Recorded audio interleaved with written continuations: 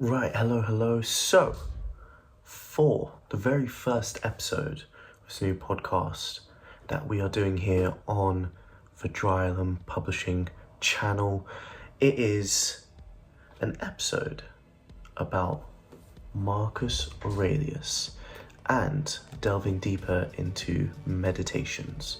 So, of course, this is a translation, and I think that's where we should start off with translations from ancient history and ancient historic texts. Sorry, I don't know why I can't speak today. Ancient historic texts.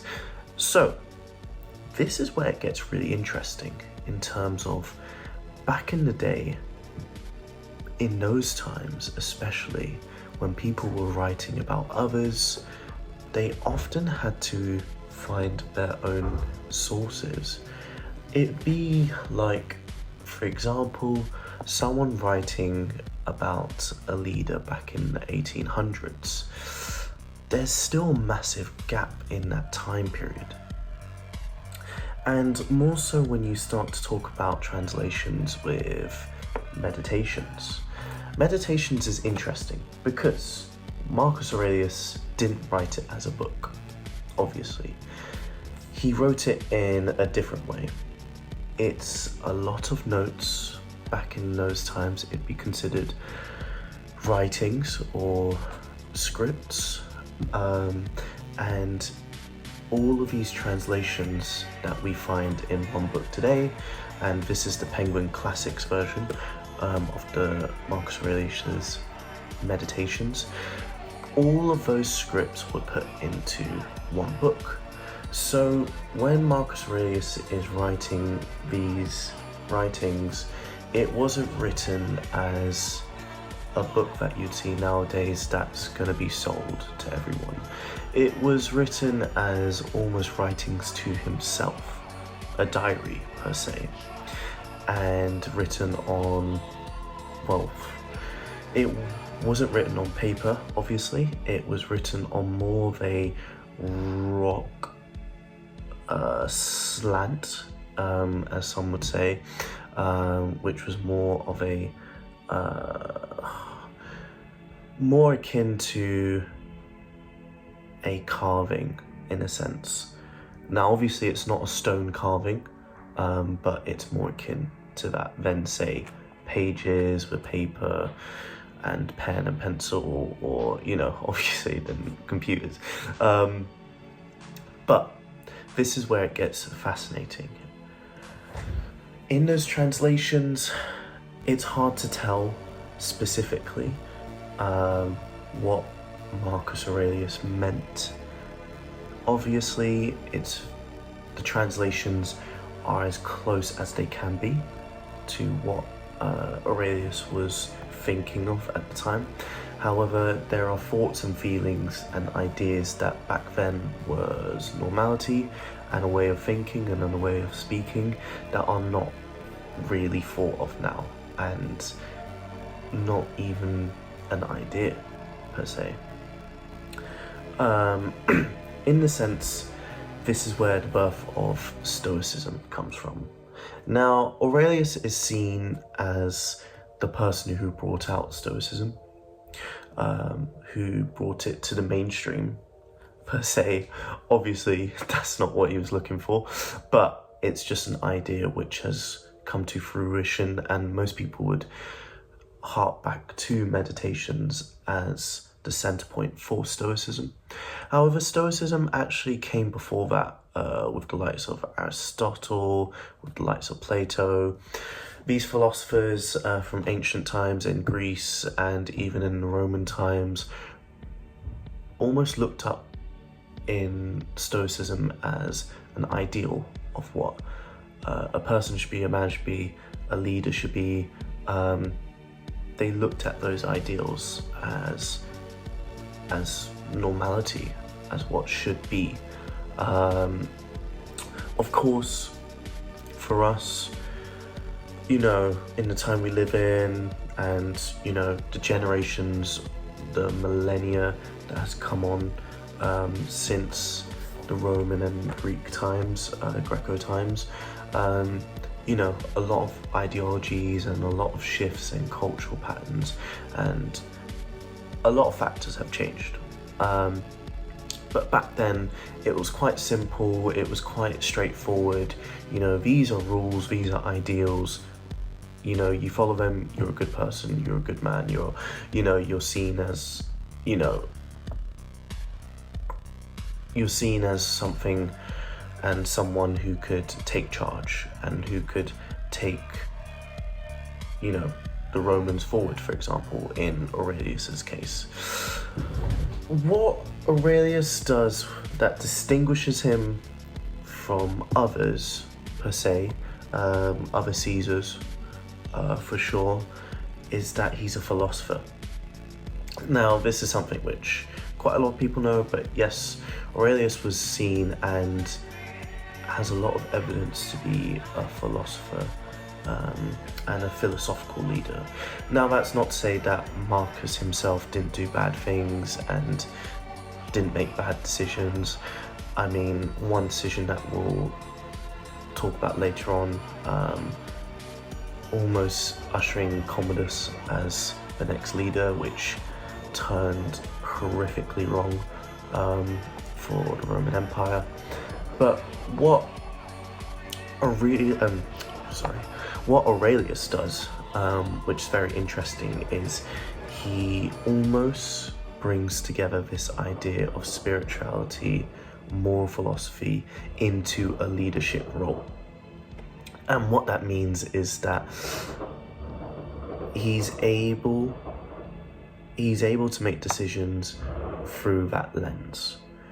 And more importantly, he brings about ideas such as self-reflection, which is a stark contrast to a lot of the Caesars that you find throughout the Roman times especially, that almost have no awareness at all of what's going on. Aurelius is different. He understands what's going on. He understands that in order to push the Roman Empire on, he has to act a certain way. He has to make certain decisions. And this brings me on to another point in terms of the idea of the Pax Romana. The Roman peace would be a literal translation to that. And in Aurelius's time, and especially in the time of the five Caesars, the five good Caesars, this is definitely something which can be seen. Now, of course, there were wars that Rome was fighting and the Roman Empire was fighting at the time, but within the borders of the Roman Empire, there was quite a lot of peace. In this sense, we go back to meditations. So, what do I think of meditations? For me, let's just start off with the idea that Marcus Aurelius had these ideas, had these ideals, and was able to convey it into written form, and was able to understand the universe and have a sense of the universe with these thoughts and feelings, is really impressive, considering we're almost talking 2,100 years ago, 2,100 years ago. And Aurelius and his ideas and thoughts and feelings are things which are easily conveyed in today's world, and are even looked up upon. That would be my first point.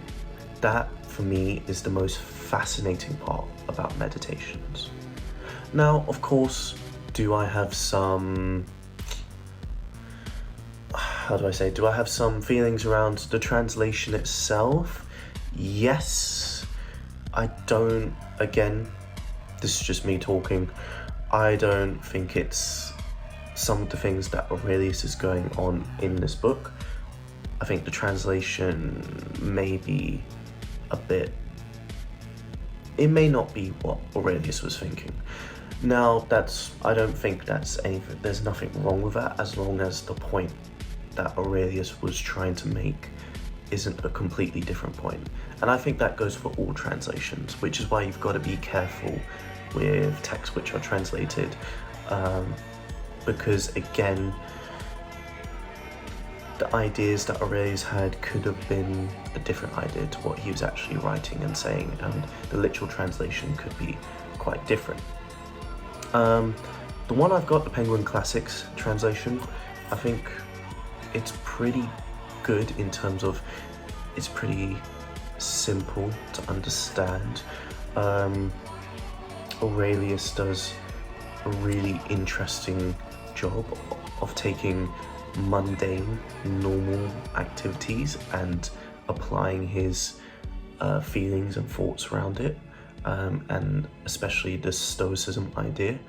And just going on Stoicism, I actually find it really fascinating, the ideologies which around those ancient times, talking from 500 BC all the way to, let's call 400 AD, the amount of insightful thinkers, philosophers, moral ideas which have come from that time period and those time periods, and ones which, again, modern day, a lot of people still look to their ideas. I think, again, what Aurelius does really well is he's able to bring his worldview into play. So as a leader, what does he have to go through? Again, I think Meditations has that beauty about it. Aurelius himself, I think it's very tough to tell, but yes, Marcus Aurelius did a huge amount of good for the empire, for people, but he also made some quite questionable and obviously bad decisions.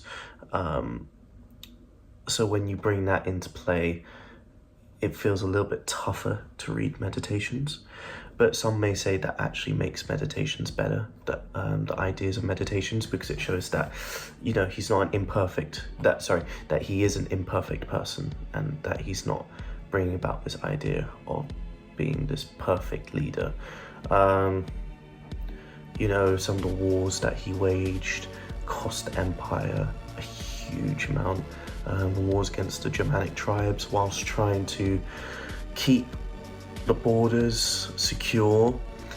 A lot of lives were lost, a lot of money was poured in from the Roman coffers into those wars, and in the end, was it really worth it? You know, it's tough to tell. Commodus's ascension into being the next Caesar, and the next Roman emperor, sorry about that, being the next Roman emperor. Again, the ideologies that, you know, Aurelius had, and the thoughts and feelings of wanting to leave the empire in a better state than he was brought into, and to have someone succeed that who's the right person. It almost feels like Aurelius looked around and thought, oh, you know who the best person is? Commodus, my son, which is obvious. And that brings me on to my next point in terms of Aurelius as a father. Could he have done more to actually, instead of writing his thoughts and feelings into writings, actually teach this to his son Commodus? Maybe not.